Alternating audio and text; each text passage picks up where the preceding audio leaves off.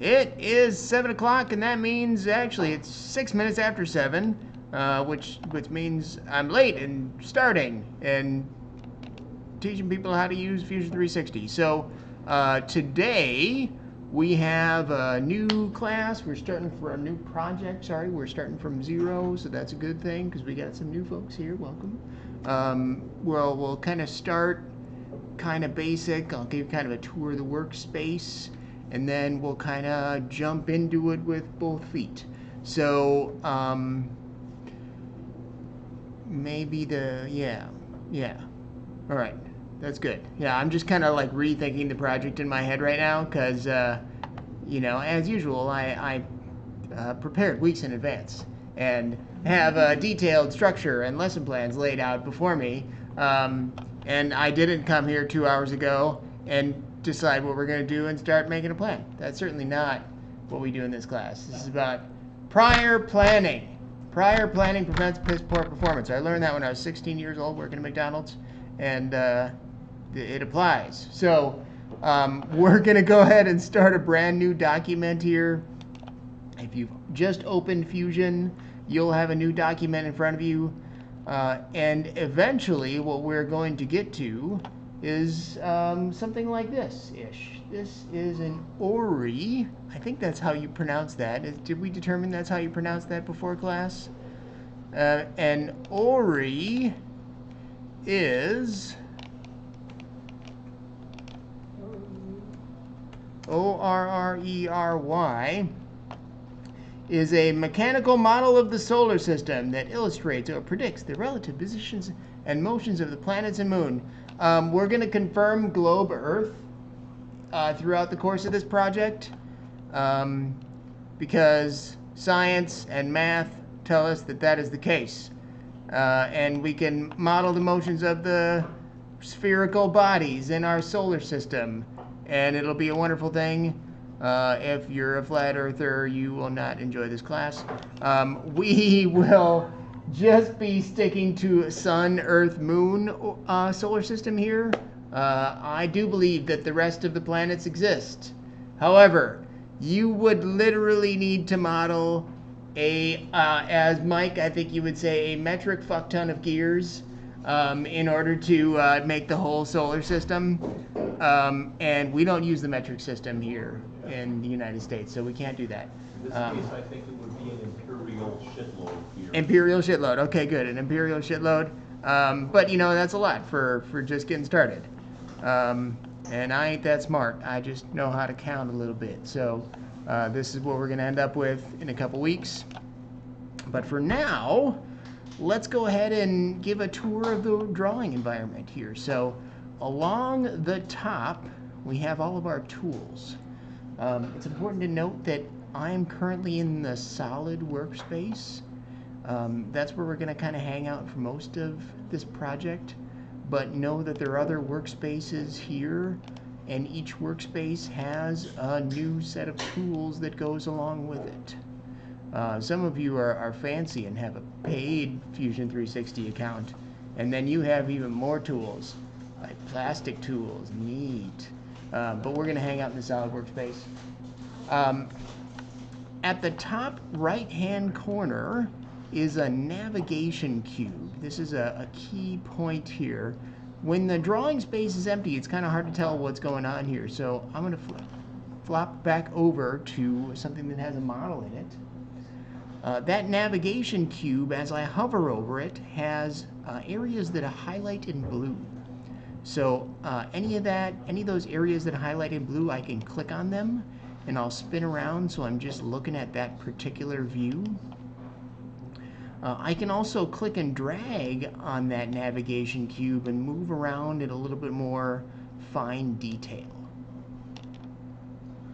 As far as navigation goes, the other ways to navigate are down at the bottom of our screen here. So these are some navigation tools at the bottom of our screen. Honestly, I don't find myself using these tools a whole lot because my mouse or my trackpad will supplement the use of these models. So there's a pan tool, and that pan tool, I can, if I middle mouse button click, I can pan around, so middle mouse button and drag lets me pan. That orbit tool, I just tend to use the navigation cube up in the top right hand corner, but I think you can also, is it right click or shift click? Shift middle mouse button. Shift middle mouse button, thank you. Shift middle mouse button lets you orbit around, and then you can let go of the shift even, and it still lets you orbit. And then you can zoom in and out with the scroll wheel. So a lot of times I find myself zooming in, zooming out, and then changing my view to some other area, and then zooming back in to work on something else. As we go, I'll try to go slowish, and feel free to ask questions. Oh wow, they're spinning all over the place here. Feel free to ask questions, pipe up. This is pretty informal, so shout out my name or shout out, hey, what'd you do there? And I'll go back and we'll rehash a little bit. Don't be shy.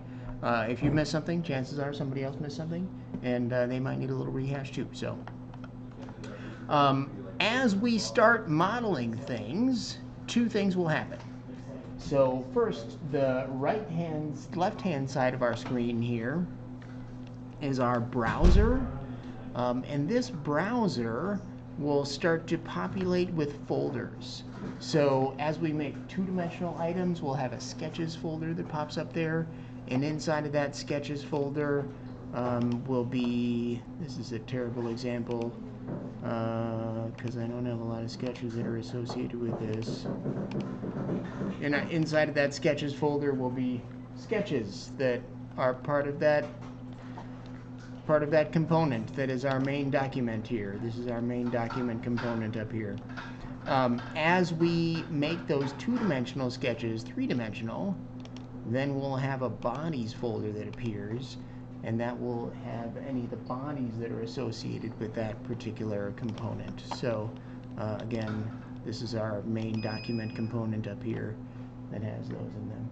And then the other thing that will happen is down at the very bottom of our screen is our timeline. So it's kind of a timeline of events, of things that happened as we were creating our drawing. So here is a whole bunch of different little icons that represent all the steps that I took in the creation of this project as I was prepping for class here.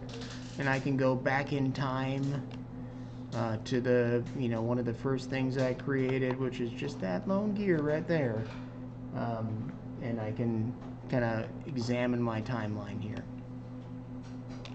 All right, so this will be a little bit more explanatory as we jump into things and get started. I am going to start by calling an audible here because we're going to need a light, I think. So let me just pull up rough light bulb dimensions so we can start making a sketch of a light bulb. Yeah, that'll work. All right, so let's go ahead and start by talking about some organization. So because we're going to have a project that consists of many parts, and those parts will all be moving with each other, we're going to organize things in their own components. So here I have a component, and each component has one part of the model in it, of our assembly in it. And that'll help us keep things organized, and it'll be a key for making things move later on down the line, because you can see these things all move with each other and they have proper gearing with each other, which is kind of cool. So in order to start a new component, we're going to come to the Create menu here, and we're going to choose New Component. Now, a component is a collection of sketches and bodies, basically. So I talked about sketches folders and bodies folders, and each component will have its own sketches folder and its own bodies folder. And let's go ahead and name this component our bulb.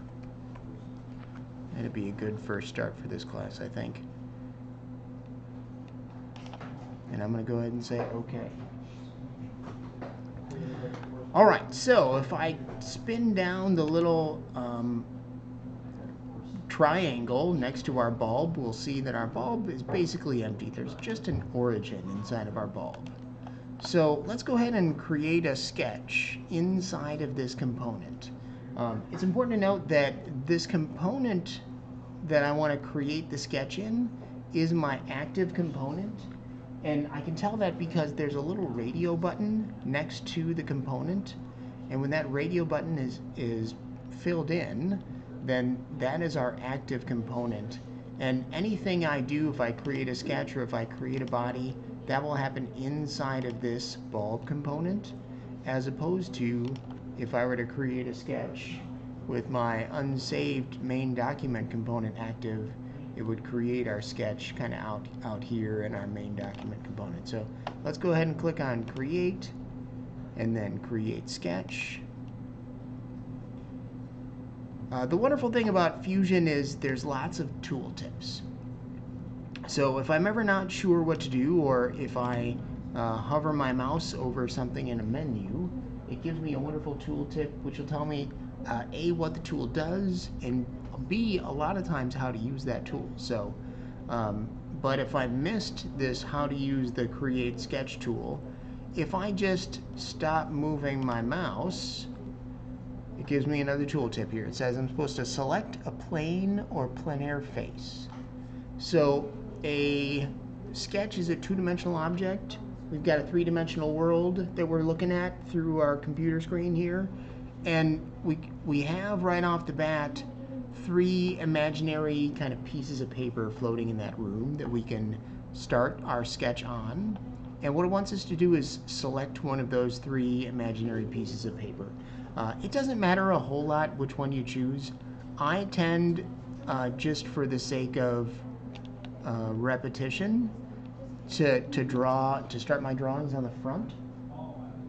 That is for me, the axis between my blue and my red axis, so between my z-axis and my x-axis. But it doesn't really matter a whole lot which plane you choose, so I'm just going to go ahead and click on that plane. And now we can see that all of my tools at the top have changed to my sketching tools. So I've got a whole slew of sketching tools up here at the top. And the items in our Create menu are now also changed. Just for terminology's sake, right now we're currently editing a sketch. So editing a sketch and creating a sketch are kind of the same things. But if you want to come back to a sketch, it's called editing a sketch. So right now we're editing a sketch. And let's go ahead and create something in this sketch. So I'm going to click on the Create menu. I'm going to come down to Circle, and I'm going to choose a center diameter circle.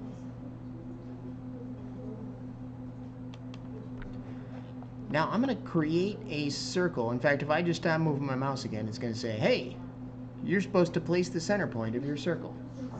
So I'll go ahead and I'll place the center point right at the origin of my drawing here. So that's the spot where my x and my y axis meet.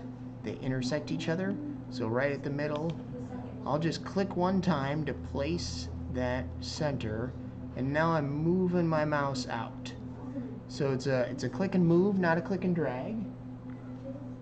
And we're just going to kind of make the top of our light bulb. And apparently the top of a bulb is 2 5/8 inch.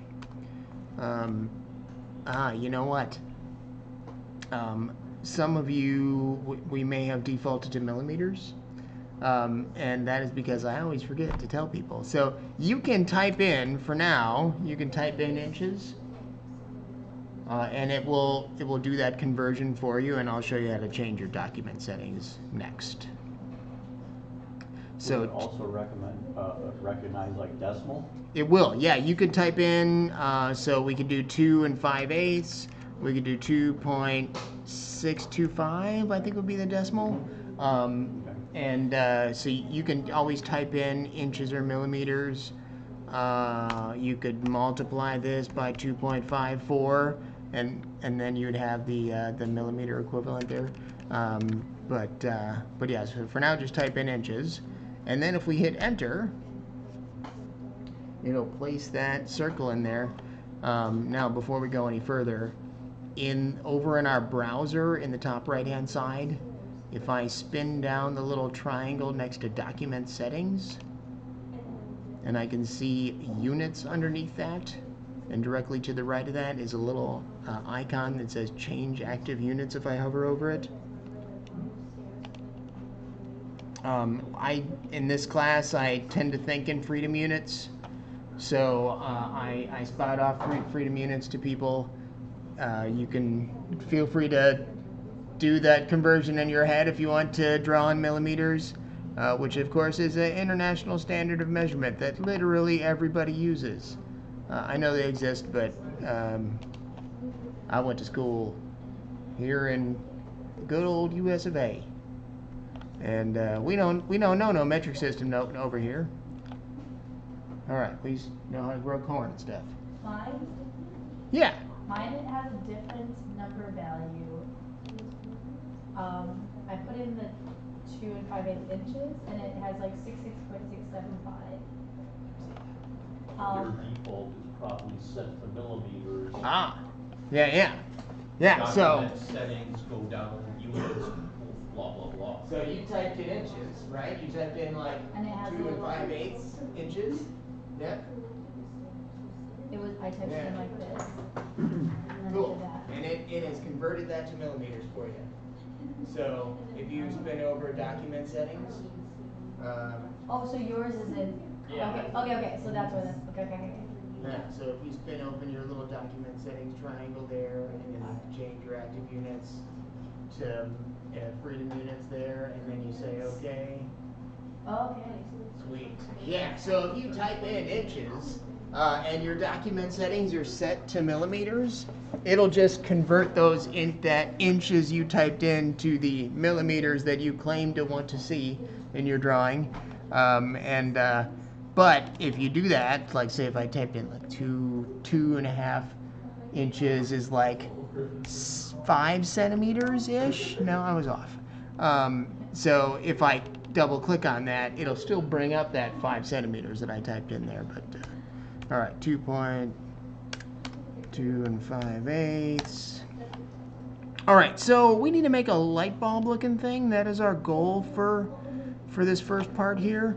I'm gonna kind of get a little free form maybe. Actually, we're gonna approximate a light bulb. So the next thing I'm gonna do here is I'm gonna draw a line. So from the create menu, I'm gonna come and grab my line tool, and I'm gonna draw a line straight down from the center of my circle. So I'm just gonna click one time to place my line at the center of that circle, and I'm just gonna move my mouse down. Now, you can see there are several things happening here. So, we've got a dimension measurement that's going on, so a length of that line, and I could type in a length for that line, 2.5. Looks pretty good to me. That looks light bulb-ish to me. A line and a lot of other sketches consist of really 2 measurements. So for a line, it's the length, and it's also the angle that line is at. And if you ever need to bounce back and forth between 2 measurements, you do that with the tab key.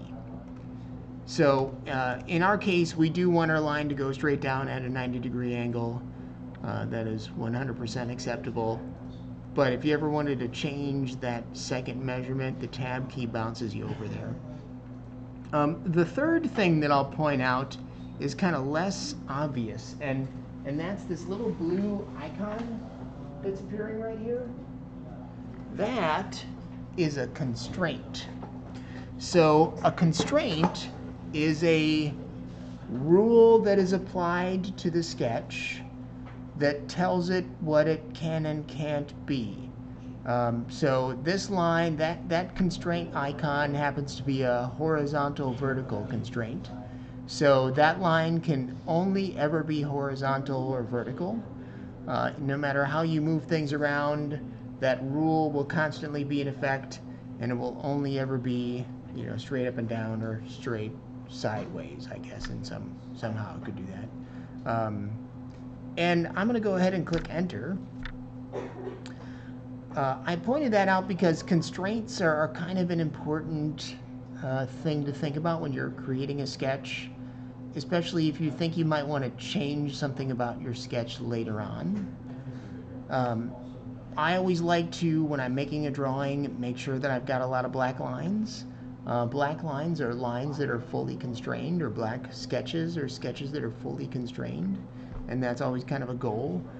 If I were to just draw a line, for example, oh, that's interesting.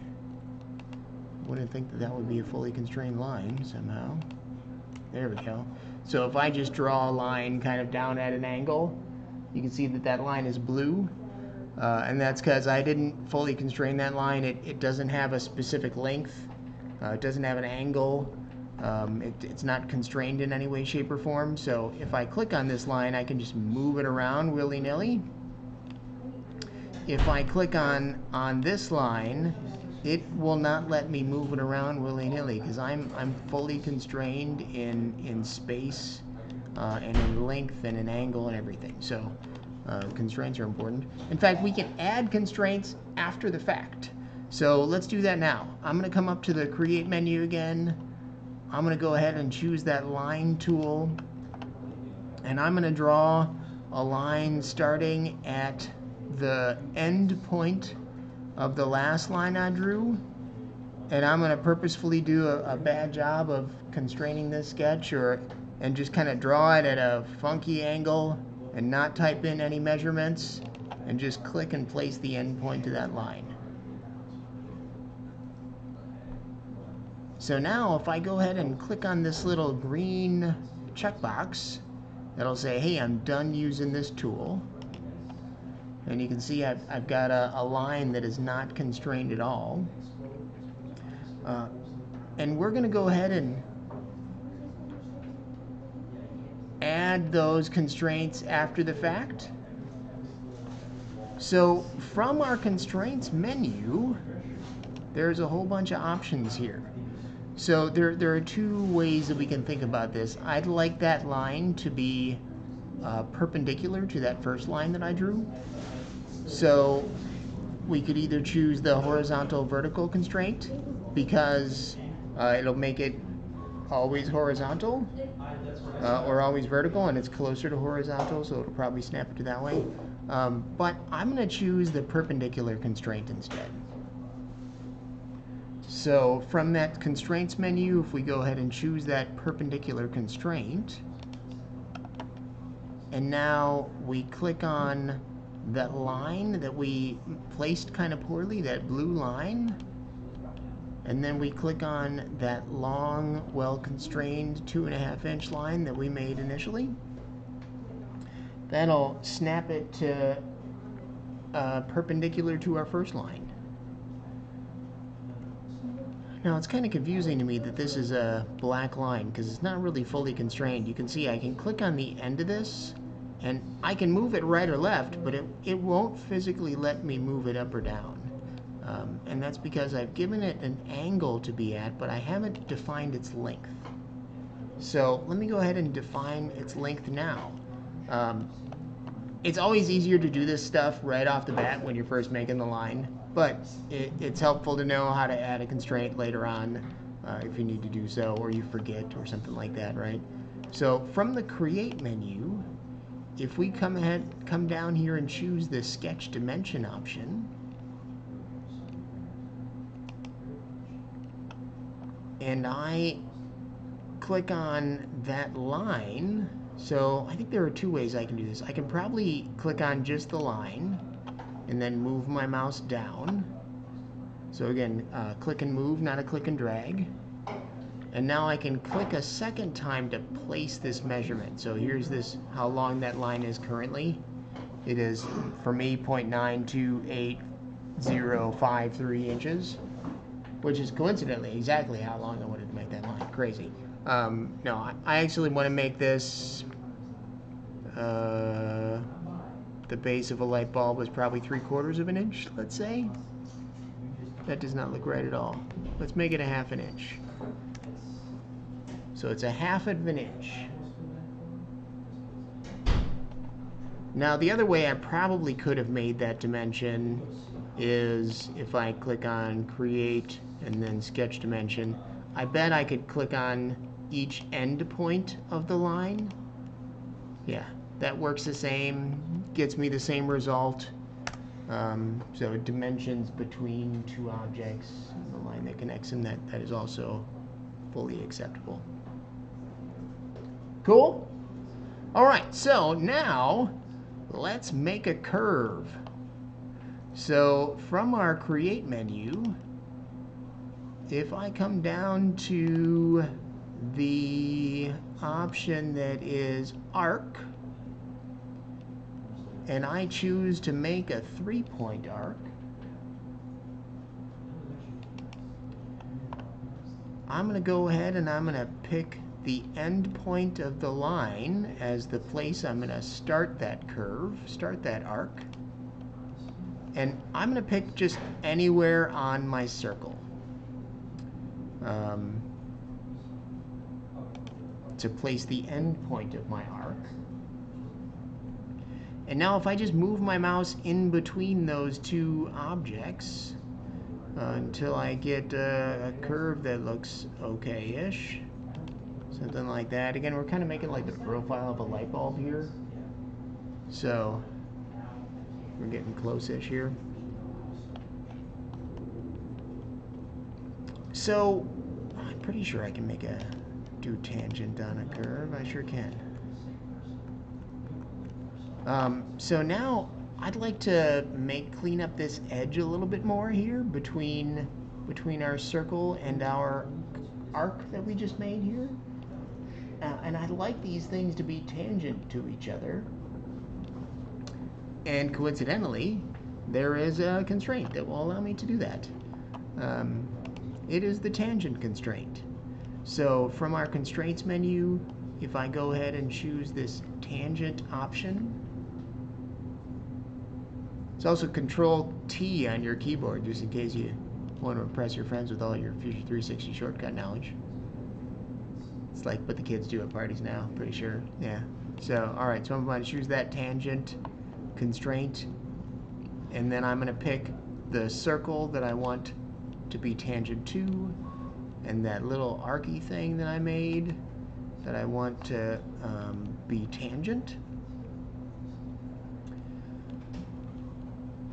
Now, I'm kind of getting closer here, right? Because I got a nice curve going on up here at the top now. I get a nice transition because that's nice and tangent. But this does not look light bulbish down here at all, right? So I think what I'm going to do in this case is I'm going to draw a line as a reference. Because if we had another line, so if I come up to our create menu and choose this line option, and I draw a line straight up, and just make sure that I get that little blue square popping in there, that's my perpendicular constraint that it's kind of giving me automatically there. So if I place that line that goes straight up there, now I can use this line to make this arc tangent to it,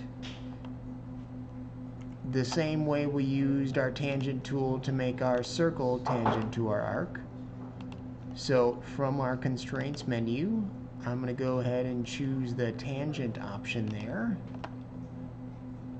I'm going to choose the arc and then the line, and look at that. I love it when a plan comes together. Something else you'll notice that happened when I made those things tangent is now that arc became black, because now that arc is fully constrained. Before it was not constrained because it didn't really have a radius associated with it. It had a tangency, but having two tangents kind of forces it to be a certain radius. So now that arc is now fully constrained.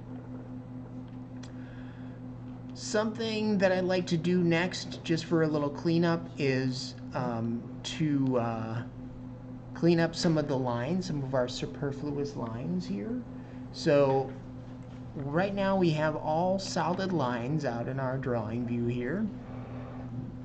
And we can change some of these lines to be construction lines.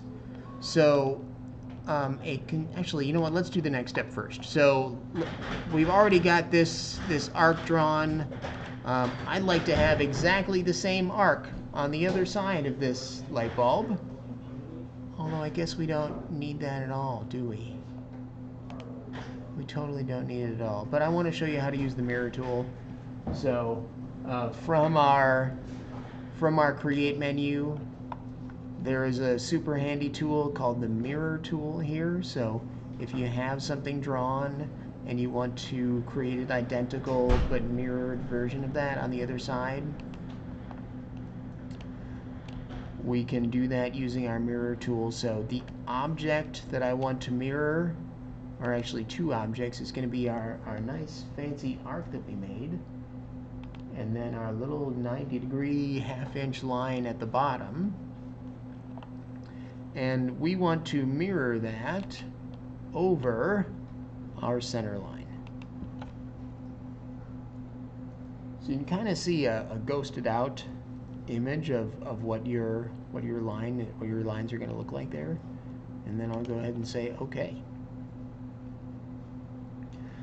All of our dimensions that are on this drawing are just kind of placed arbitrarily. So I've been trying to get in the habit of, if I click and drag these dimensions, put them in a place that they become easier to read. So whatever that means to you and for your drawing, I would encourage you to do that.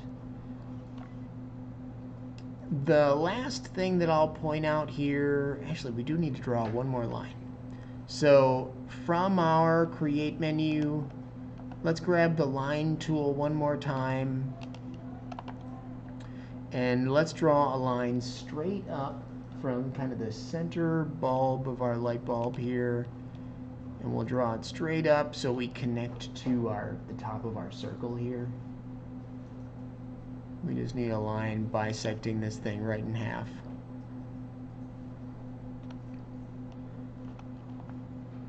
And then the last thing that I wanted to show you is there are two different line types that you can have in your sketches. So we can have a solid lines like we have going on here. We can also have construction lines. So something you'll notice as you hover over your sketch, the solid lines break up our sketch into different segments, different sections, right? If I were to change this main central line here, if I change it in the line type of my sketch palette here to a construction line, and now if I hover over it, that is no longer broken up. That no longer breaks up our sketch here. We actually do need that to be a solid line, but I just kind of get in a habit of anything that I draw as a reference line, I turn into a construction line, just for my own visual organization. So this little straight up and down line here that we made that only served to make this line nice and tangent or perpendicular, I guess, to our little bottom line here, I'll turn that into a construction line. But just so you're aware here, we are going to revolve this around. A question that I get from people who've used Fusion before is like, oh, how come you don't trim things away? There is a trim tool, and I suppose if I wanted to, I could use this trim tool and I could cut away part of this light bulb. I encourage people not to do that. And the reason being is when you start trimming lines away and then you change a measurement later on after the fact, Sometimes things get real wonky, and if you don't use that trim tool, things don't get all crazy and wonky if you go and change measurements later. So, any questions so far? How'd we do? Cool? Cool? Eh? Where are you at? Where? Well, it wouldn't let me get in right away when you started, so I was behind. Okay, right No on. big deal. Okay, all right. Keep going. Well, you were able to do a circle? Yeah, I got Cool. the circle, I got the arch thing there. Okay, cool. Right on. Yeah. I mean, we're just kind of ballparking a light bulb here. We're not going to make a light bulb, but I figured like, oh, we're going to need a light bulb eventually, so this might be a good first thing to draw, as opposed to just a pile of gears, which is what a lot of this project is going to be. All right, cool. So now I'm going to go ahead and say finish sketch. And you should immediately panic because all of your measurements have gone away, and that means you need to start over. You don't need to do that. I'm just kidding. So we are not currently editing a sketch anymore. So when you stop editing a sketch, all of the measurements associated with that sketch hide themselves for you. You will notice that over here now in our sketches folder, inside of our bulb component, we've got a sketches folder here, appropriately named Sketch 1. And if we click one time on that and pause, and then click a second time, we can rename that to, I guess this would be the bulb glass. That makes sense. Anything is better than Sketch 1, and longtime commenters of this class, longtime attendees of this class, that's the word I was looking for, know that I'm pretty religious about naming my sketches and naming my bodies. You can easily have like 50 sketches in a file, and then you're like, sketch 27, I don't know what that is, so name them. It's just a good habit. All right, so the next step we're going to do here is we're going to take this two-dimensional. I have a question. Yeah. What are the dots out there for? Like the. Yeah. So that's a great question. So those are so we've got a center point of our circle here, and this line, this arc, is really the segment of a circle. Oh, And okay. and what this dot out here is here. If I can illustrate this. The constraint, the arch. Well, it is the center point of the circle that creates that arc. Got it. So you can see if I create a circle with that shares that as its center point, and I just bring it over to our arc, you can see how nicely that matches up there, perfectly, in fact. So that's the center point of that arc there. All right, so now let's go ahead and make this three-dimensional. So from our Create menu, I'm going to go ahead and choose the Revolve option. A revolve lets us take a profile, and for us it's going to be just half of that light bulb. We didn't really need to mirror it over. I just, like I said, wanted to show you how to use the mirror tool. And then once we have our two segments of our profile selected, we can choose an axis to revolve it around, which is going to be that central axis there. Wow. Yeah. Cool. Or I thought that was like a oh no, that didn't work kind of sound. That was like, oh yay, look, a three-dimensional object. All right, cool. So new body is what we want to make here. So there's a lot of options here in our revolve menu. For example, you could choose to revolve this just 180 degrees if you wanted to. I don't know why you'd want to make a light bulb like that, but I'm not here to judge. But a full 360 is what we want to do. So you can hang it on the wall. There you go. It's a wall sconce light bulb. Exactly. Flat bulb. Yeah. It's not like the Earth is not flat, but bulbs could be if you choose to make them that way. All right. Somebody argue that. Well, not me. And you're like I said, you're going to be having a bad time in this class if you're in your flat Earth class. All right. So something that may or may not have happened to you is when you made that three-dimensional object, your sketch may have turned itself off. So in your sketches folder, there's a little eyeball icon. And I think by default, Fusion automatically turns off your sketches when it thinks you're done with them. So if your sketch ever disappears, you can just turn it back on using that little eyeball if you need to revolve something else around it. However, we are done with that sketch. So now we also have a folder in our component called bodies. And that bodies folder has our first three-dimensional body in it, and we can rename that the same way we renamed our sketch, just by clicking on it one time and then pausing and clicking a second time. And this is the glass, or it's the bulb part of it, I guess. All right, cool. So a light bulb needs a bottom part, needs a bottom section, right? And we kind of already have the bottom section of our light bulb already drawn to some respect.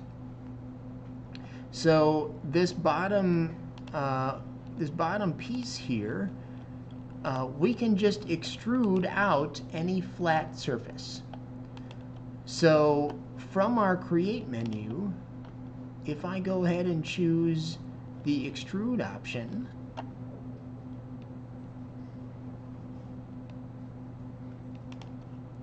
and then I choose the circle that is the bottom of my bulb, and I just pull that little arrow down like 3/4 of an inch. Is that what we're thinking? Maybe like the bottom of a bulb is?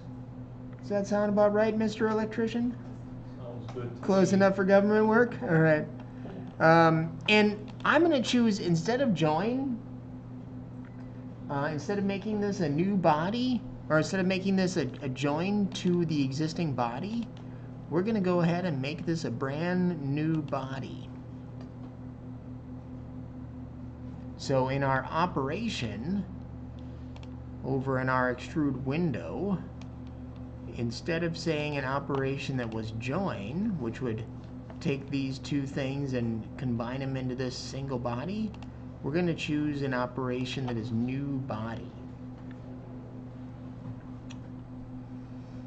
And then I'm going to say OK. Now I got another body over here to name. This body is our screw. Again, anything is better than sketch 1 or sketch 2 or whatever. Edison base. Edison base, there you go. That's a good one. A19, I think is the official light bulb name, right? Yeah. So let's go ahead and do that one more time, because the bottom of a light bulb kind of has a little angled detail. So let's go ahead and choose our extrude menu from our extrude menu one more time. So create and then extrude.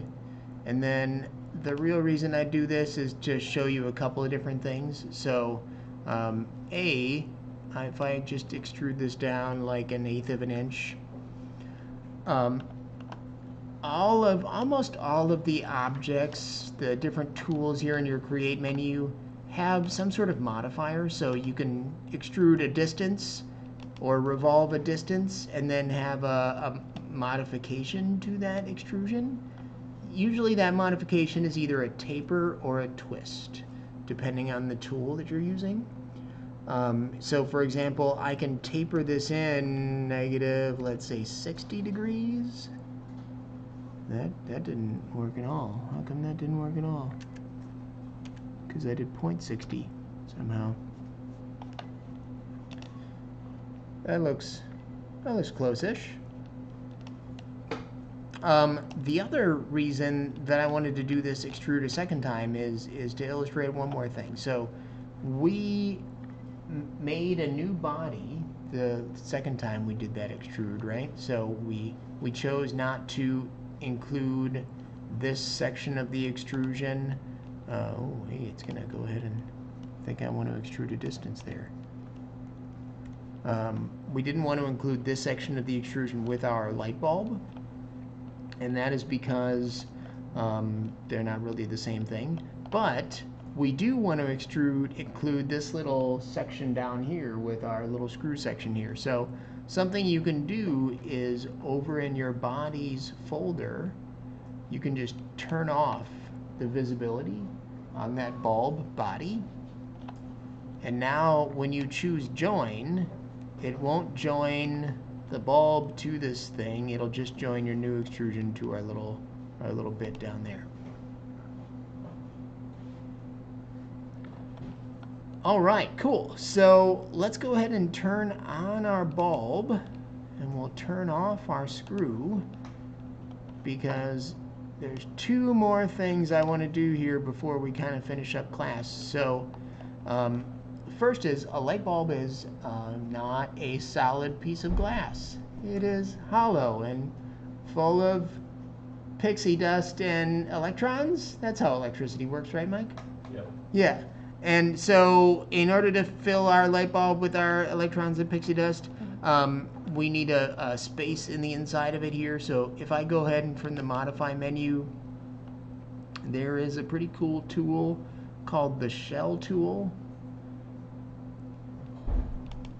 If we grab that tool and we click on the bottom of our light bulb, glass bulb thingy, so I turned off my screw body so I can see this surface that is on the other side of it.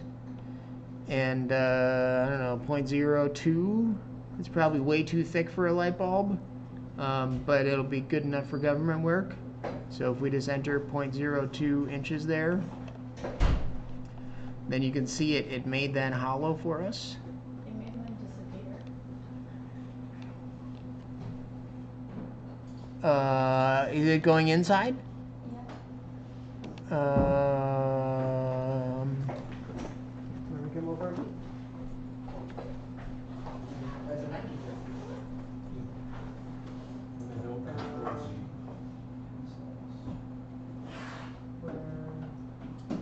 quick cancel. Yeah. Try to hide your screw body. Yeah, hide that one too. Now try that again. Try shell. Then I Oh, clicked it. so you want to click on the circle that is the bottom of your piece there. So the flat surface. There you go. That's what you want to click on. But now you got too many things to click on there, so you can click on the little X. And yeah, you just want to click, and you might have to zoom in. There you go. Now you can.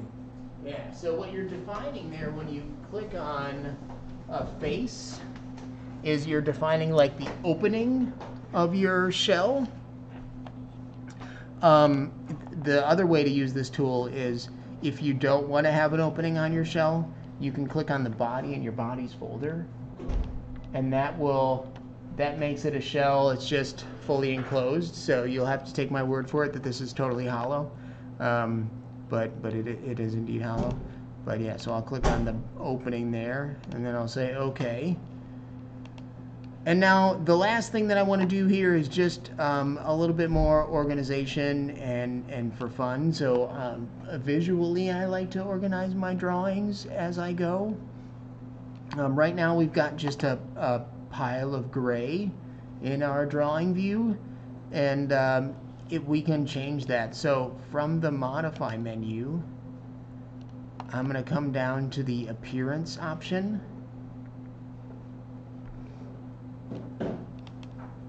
And I can change, I've got a whole pile of materials here, and I can find glass and smooth, and then this clear option. Unless you got a red light bulb, I mean, you could use your red light bulb. In fact, that's kind of fun. If I just click on this red glass and drag it out over my light bulb, there you can see we've got now a clear red glass light bulb for the red sun of Krypton. I don't know how the precession of Krypton or how many moons it has, though, so we won't be able to make an Orrery that effectively represents that. So maybe I'll just go ahead and make it clear, because, you know, yeah. All right, cool. So that will suffice. We won't make screws on our light bulb. That seems like overkill. And we just needed to kind of give a little introduction to Fusion here. So next week we can start making some gears. And if you can, next week I'll help you with this. But we're gonna need an add-in, a Fusion 360 add-in for next week. Mike, I think you have this already. This is the helical gear add-in. So as a fun challenge between now and next week, if you cancel, undo, Command Z. Normally we're here in this solid workspace up here at the top. If you come over here to utilities, there is a add-ins menu, and one of the add-ins is you can go to this Fusion 360 App Store, and the thing that you'll want is Helical Gear Plus. So as a fun challenge, I'll help you with it next week if you have an issue. Or after class here. Yeah, go ahead. Next week is Memorial Day. Are you meeting? Oh, that's a fine question. You know what? What do you guys think? Are you gonna show up? Do people want to come? I'm in Chicago, but sure. I have nothing else going on. Yeah, I'll do one. Sure. We work on Memorial Day. That's also a fine question. Question mark? Maybe? Yeah, I'll go ahead and commit to doing a class for next week. Yeah, why not? It's not like I'm going out of town. I don't have a life. All right. So, yeah, we'll see you next week Monday when I help you with that Fusion 360 add-on, or you brag to all of your fellow classmates how you did it all by yourself. I have a question. Cool. Go ahead. So my I'm gonna probably just delete it. expression, Okay. You know what? You're Yeah. extrude? Yeah. Can My I go, second one that like was this, like, tapered at home, and can I is log flat into my now. thing and mess And I around saw with this at home? Oh, absolutely. tapered, but now Because it's I went to flat, and I program don't know how and to just- edit Because it. I usually find that I, okay. So, that,